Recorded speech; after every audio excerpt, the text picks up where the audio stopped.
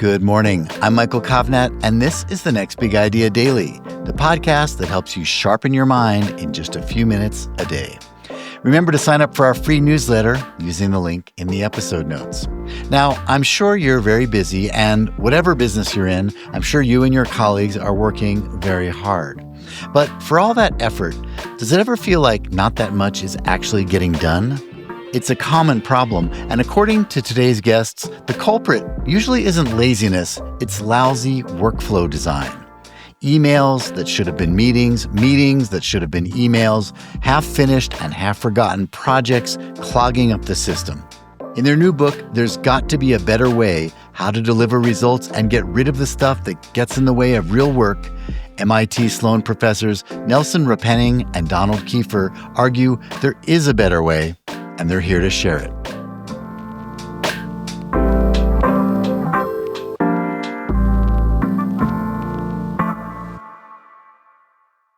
Hi, my name is Nelson Repenning. I'm a professor at the MIT Sloan School of Management.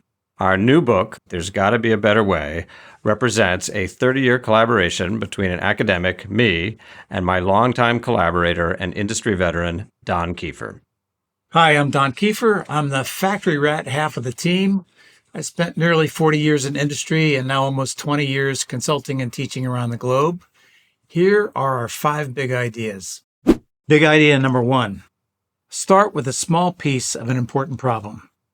The typical way people think about major change is big programs, armies of consultants, coffee mugs, banners, and weeks of expensive training in big binders in expensive hotels. Starting small was a hard lesson for me to learn. It went against everything I had learned as I began to progress through management. But there was a particular day when the lights went on for me about this issue. A guy from Toyota named Scott Borg was working with me when I was running the engine plant at Harley-Davidson. He was having a hard time making a point, and I was getting frustrated and irritated. He said, "Don, let's just take a walk." He took me for a walk out to the very center of the plant, 300,000 square feet, 800 people, building 350 engines a day. And he stopped me and said, "Just tell me what you see." I go like, "What? Are you crazy? This is a big plant. There's a lot going on. People are moving, materials moving. It's crazy out here." He said, "Don, just take a look and tell me what you see." I said, "Okay, I see a fork truck driver. He's got a pallet load of finished cylinders on his fork truck, and he stopped talking to the operator of the machine that made the finished cylinders." Scott says, "Great. Is that where the fork truck driver is supposed to be at 1:58 in the afternoon? Are those the parts he's supposed to have on his fork truck at 1:58 in the afternoon? Is that the guy he's supposed to be talking to? What's the design, Don? Is the guy ahead or behind on schedule? You don't know, do you?" All of a sudden it hit me. I knew the design.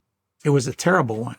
Give the fork truck driver a radio and let people call him whenever they need him, and let him run around like a chicken with his head cut off, moving parts, finished parts, raw parts, scrap parts, all around all day long. I knew that if I dropped down and understood this person's work much more clearly, that we could design a more systematic way of doing it, a schedule, less frustrating, more regular, repeatable way of doing the work, and that they would probably like it better and would be more productive. Our experience is that when we do this, when we drop down a few layers below our pay grade and understand the work in detail and help people get to a better design, less frustrating, more work going through, more productive, they actually love it. And when they love it, they talk to their friends about it. And when we understand the solution, we can demonstrate the results. It makes it easier then to repeat it, to double it again. And now we've got a change initiative going that people love because they know it works and they're into it. The second big idea comes with the observation that we all have too much email and we all go to too many meetings. The reason for this, surprisingly, is chances are we're using email when we should be having a meeting, and we're having meetings when we probably should use an email. Individuals have 2 ways of moving work from one person to the next, what we call handoff and huddles. A handoff is exactly what it sounds like. The work is handed from one person to the other with little or no communication. Handoffs work great for transferring many kinds of work. For example, when I get my paycheck every month, there's no negotiation required. The salary and the benefits have already sent. I just need it to be sent to me. Nothing else is required. In contrast, huddles should be used when the successful transfer of work from one person to the next requires 2 or more people to talk about it. It could be a problem that needs to be solved, a decision that needs to be made, or some recent change that needs to be clarified. Either way, the relevant parties need to come together and talk it through. The trouble comes when we use a huddle when we need a handoff, or a handoff when we need a huddle. When we use handoffs to try to transfer complex information, the result is typically lots of expensive back and forth, what we sometimes call ineffective iteration. For example, how many of you have been on long email chains where 5 to 10 people email back and forth endlessly trying to resolve a problem that probably could be solved in 5 or 10 minutes if they just got in the room together?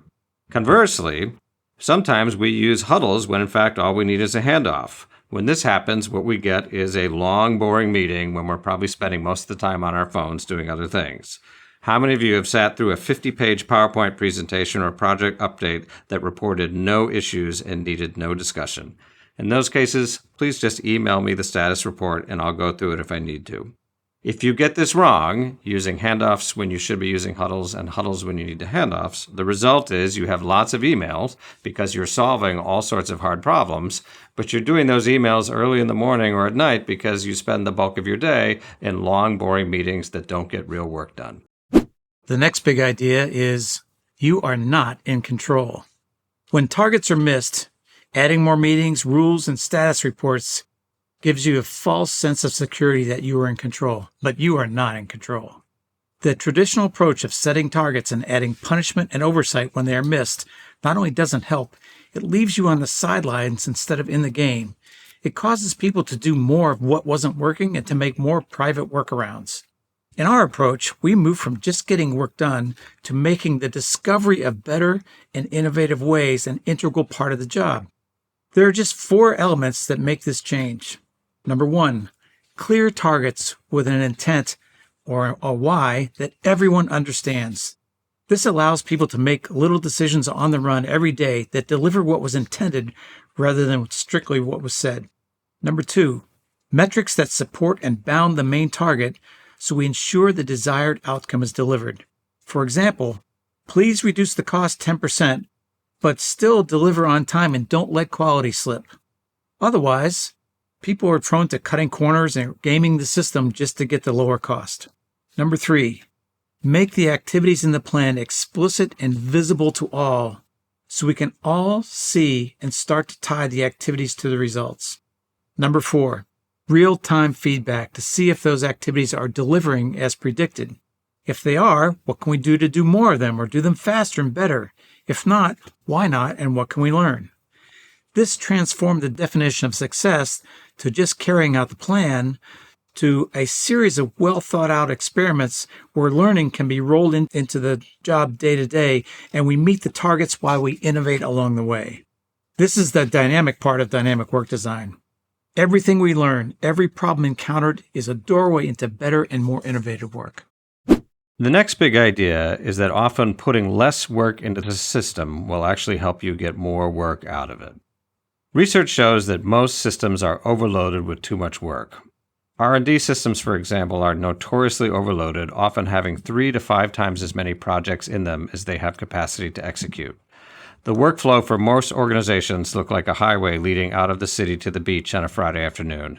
It's just a huge traffic jam. There's a reason for this, of course, which is that most organizations are staffed by smart, competent people, and they have lots of good ideas that they really want to get done. But that traffic jam is a lot more expensive than you think for 2 related reasons. First, it takes a lot longer for a project to navigate its way through the system when there's lots of other work in the way. Second, because when everything is so slow, managers constantly shift priorities in the hopes of getting the most important stuff done. But constantly shifting priorities kills productivity because people have to drop what they're working on to switch to the other and reset their heads. The technology is not as helpful as people think. For example, a recent study suggested that we switch between apps on our computers 1,200 times a day and spend almost 4 hours a week just moving from one application to the next. We wouldn't interrupt a pilot when they were landing a plane or ask a surgeon doing heart surgery to stop and go working on something else, but we essentially ask knowledge workers to do the same thing over and over again each day. It is costing us huge amounts in terms of productivity. The trick to good work design is to allow people to work in one thing as long as possible until it's done and then move on to the next. One solution that we've seen work very effectively to help make this happen is for senior leaders to identify the top 10 projects that they want to get done and then have the discipline to rank order them. This one is the most important, this one is the next most important, this is the third most important, so on. And then work hard to create the culture whereby if you're on the critical path for project number 1, you don't work on project number 6. When you can get that kind of discipline with the appropriate loading, the work will start to flow and you'll begin to get the things done much more rapidly and much more effectively. The last big idea is that your fancy workflow management system is hiding the real work of your organization and the underlying problems that people have come to accept as just the way things are. To see this, imagine if air traffic controllers had to do their work using spreadsheets and instant messaging. Even if they had real-time updates on plane location, it would be in the form of numerical coordinates, and it would take a lot of cognitive work to figure out which planes required the most attention and when they were getting too close to each other. While we ask managers to do something similar every day, fortunately, air traffic controllers don't work this way. They have a radar screen, effectively a virtual twin of the real system that gives a visual representation of the location of the planes in their area, making it far easier to spot trouble and take action. When managers use similar visual representations, their work often becomes similarly effective. The value of visualization became clear to Don when he had to temporarily substitute for a vacationing production supervisor at Harley. Every day, the manufacturing areas worked hard to make enough parts to feed the main assembly line. At the daily production meeting, each supervisor would tell a story about how they were running close to the edge, but they would be okay. Of course, they all had problems, but they were hoping that their colleagues had bigger ones and that their colleagues would shut down the line first, giving them time to catch up without a lot of managerial help and oversight. This dynamic hid all but the biggest problems from the plant manager. It was a big game of chicken where people increasingly accepted the underlying problems as business as usual. When he became plant manager, Don changed all this by moving the stores of finished parts from the manufacturing areas to the main aisle in specially marked, time-stamped areas on the shop floor. Now, a quick walk down the main aisle showed exactly where everyone stood relative to the schedule, and problems became obvious in real time. You can do something similar for all knowledge work. In the office, representing activities with Post-it notes on the wall and mapping them against targets allows the team to stand together and see the state of the work and what's getting in the way of getting it done. Now they can see when the work is moving and when it's not, and it's time to step in. Meetings, previously full of stories, quickly become high-powered collaboration sessions where everyone works to figure out how to keep the work moving as efficiently as possible.